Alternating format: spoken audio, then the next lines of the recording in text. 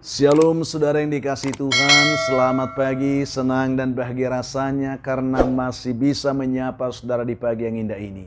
Doa juga harapan saya bagi saudara semua yang mendengarkan dan menonton renungan pagi ini, dimanapun saudara berada saat ini, kiranya saudara semua dalam keadaan sehat, dalam keadaan baik, penuh dengan sukacita, saudara semua diberkati Tuhan pada hari ini.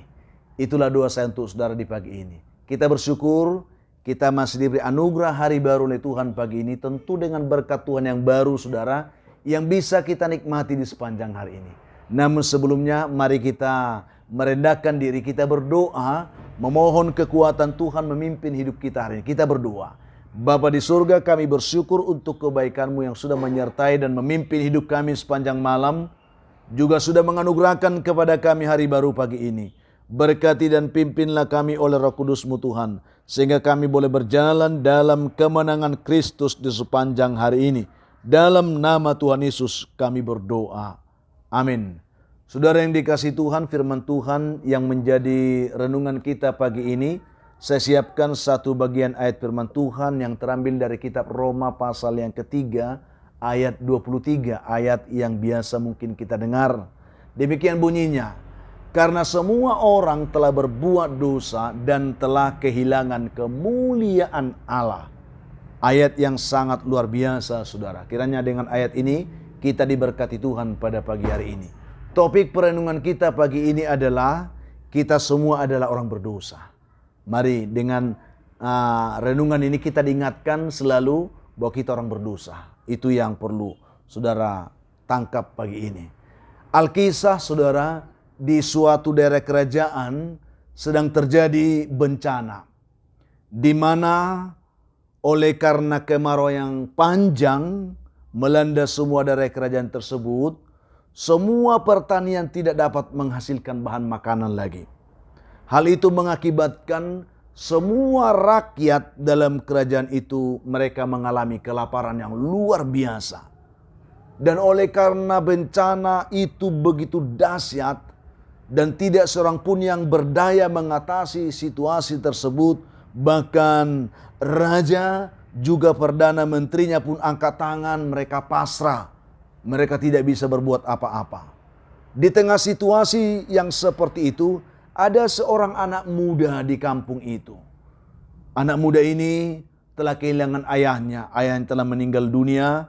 Ibunya dalam kondisi terbaring lemah karena sakit, tidak berdaya juga, ditambah karena kelaparan. Dia mempunyai seorang adik perempuan, juga sedang sekarat karena sudah 1 minggu adiknya ini tidak makan, saudara. Memang suatu pergumulan yang luar biasa. Tidak ada orang yang dapat peduli dengan keluarga ini. Akhirnya anak muda ini, saudara, dia nekat untuk mencuri bahan makanan di rumah seorang kepala negeri. Kita bisa bayangkan bagaimana situasi itu sangat mencekam.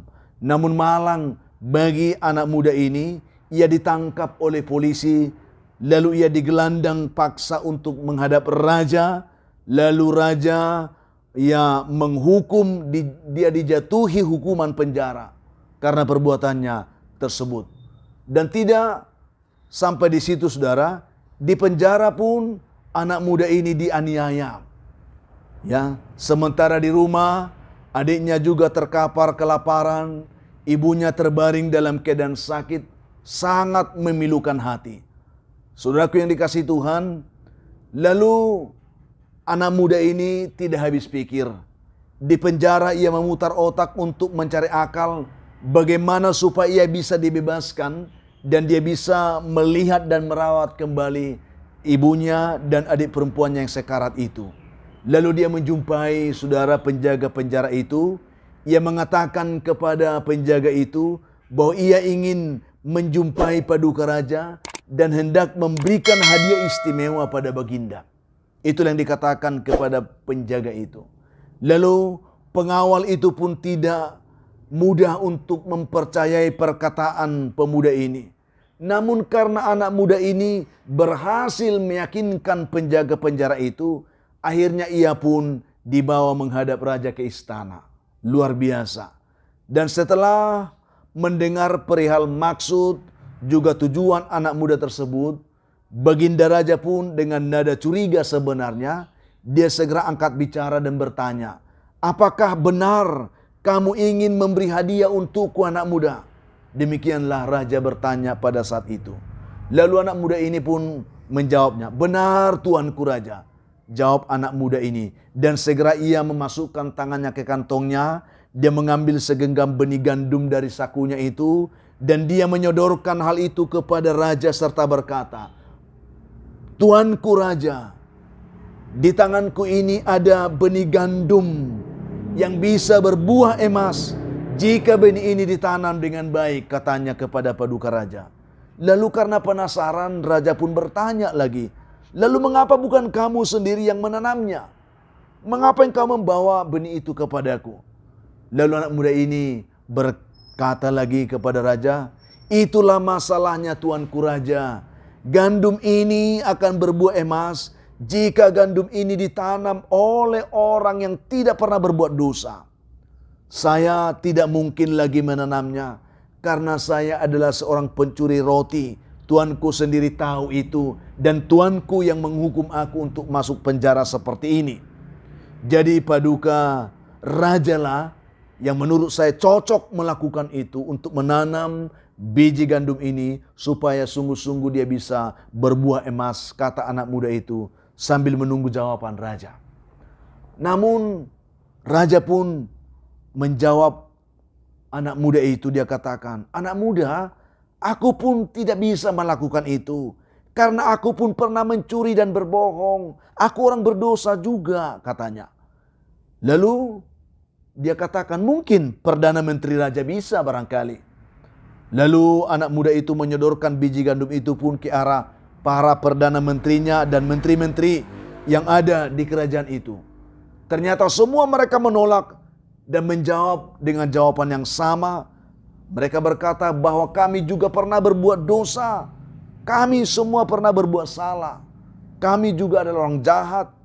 Itu yang mereka katakan. Lalu demikian semua orang yang ada di ruangan itu, mereka ditawarkan untuk menanam biji gandum itu. Namun semua mereka berkata bahwa semua mereka adalah pernah berbuat dosa. Itu yang terjadi pada saat itu. Lalu anak muda itu berkata dengan begitu tegas kepada Raja setelah semua orang menyerah. Lalu dia katakan, begitulah Tuanku Raja. Begitulah kenyataannya Tuanku Raja. Ternyata semua kita pernah mencuri, semua kita pernah berdusta, bahkan ada juga yang pernah membunuh. Tetapi ternyata bahwa hanya sayalah yang meringkuk di dalam penjara karena mencuri makanan untuk mengobati lapar adikku yang sedang sekarat saat ini di rumah. Aku mohon Tuanku Raja, berilah aku belas kasihan, berilah aku keadilan, supaya aku bisa merawat ibuku yang sedang sakit dan melihat adikku yang sekarat saat ini di rumah. Demikian anak muda itu berkata.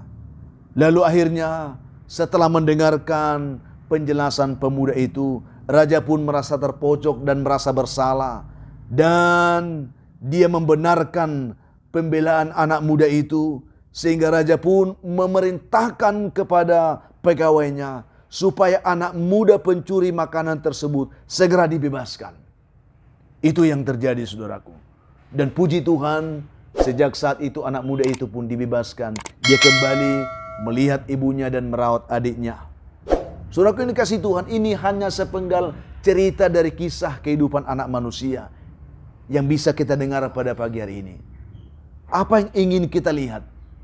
Firman Tuhan pagi ini berkata kepada kita, karena semua orang telah berbuat dosa dan telah kehilangan kemuliaan Allah. Ini yang perlu kita camkan. Ini yang perlu kita renungkan.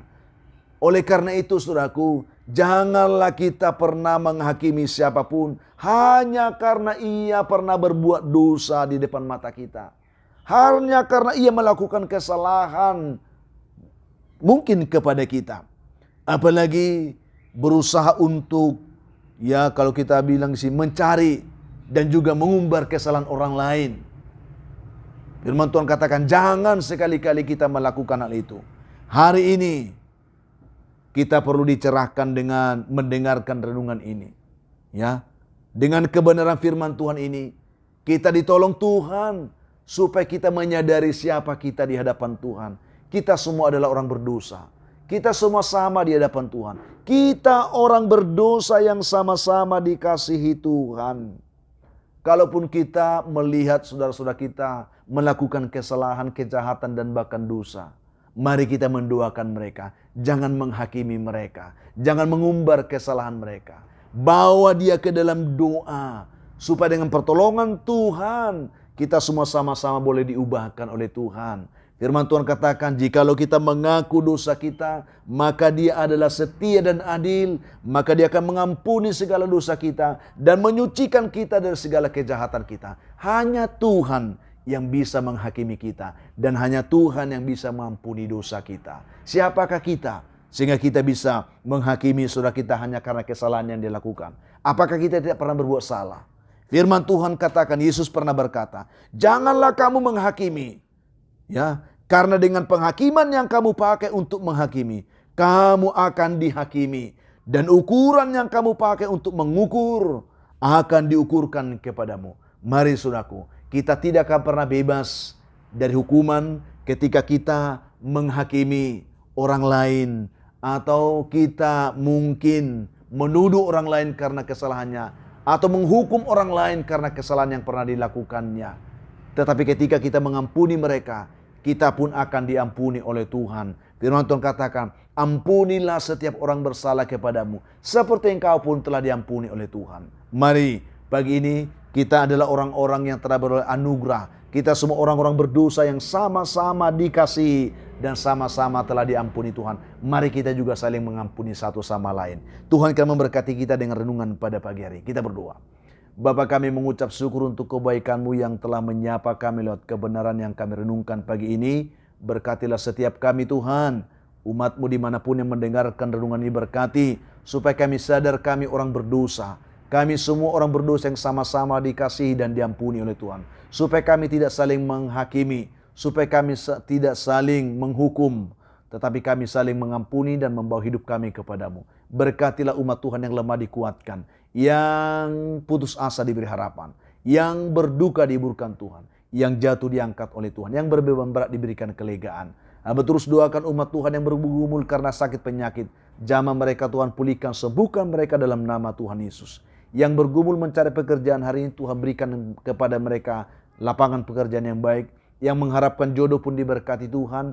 Yang mengharapkan keturunan berkati buah kandungan mereka juga Tuhan. Anak-anak kami dalam pergumulan pendidikan mereka, Tuhan tetap memberikan kepada mereka semangat belajar yang baik hari ini. Ada juga anak-anak Tuhan yang pagi ini bersuka cita karena mereka berulang tahun. Penuhkan sukacita mereka, ajar mereka bersyukur karena semua itu adalah anugerah Tuhan atas hidup mereka di hari ini. Ada begitu banyak umat Tuhan pagi ini yang mendengarkan renungan dan doa ini. Mereka sedang mengalami pergumulan hidup yang sulit, tertekan oleh beban hidup yang berat, bahkan terikat oleh kuasa setan dan kuasa gelap. Di dalam nama Tuhan Yesus, ketika mereka mendengarkan doa ini, ulurkan tangan-Mu jamah mereka, pulihkan, lawat dan berkati mereka semua dalam nama Tuhan Yesus.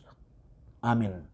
Saudara yang dikasihi Tuhan, apapun keadaan hidup yang saudara hadapi hari ini, tetaplah semangat saudara, jadilah kuat dan jangan menyerah, bersukacita senantiasa dan mengucap syukur atas segala sesuatu. Itu pasti dikehendaki Tuhan dari hidup saudara di hari ini. Kalau saudara mempunyai beban, pergumulan hidup yang berat dan saudara memang rindu didoakan, hubungi kami saudara di nomor telepon yang tertera di layar saudara. Kami siap dan selalu siap membantu mendukung saudara dalam doa. Itu komitmen kami. Kalau saudara juga berharap renungan ini selalu ada menyapa saudara setiap hari, bantu kami dalam pengembangannya dengan selalu mau membagikan renungan ini kepada sebanyak mungkin orang. Supaya banyak juga orang yang bisa menonton, itu menjadi penyemangat bagi kami. Berikan komentar yang baik juga di link YouTube kami saudara. Tekan juga tombol like dan subscribe sebagai bentuk dukungan saudara untuk pelayanan ini. Itulah harapan kami.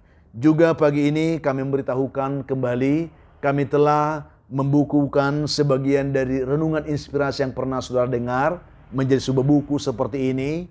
Kalau saudara rindu untuk bertumbuh di dalam iman lewat renungan ini, saudara bisa memiliki buku ini. Bagi saudara yang ingin memiliki buku ini, hubungi kami saudara di nomor telepon yang tertera di layar saudara. Kami akan memberikan buku ini untuk saudara. Dengan memiliki buku ini, saudara telah ikut mendukung pelayanan ini.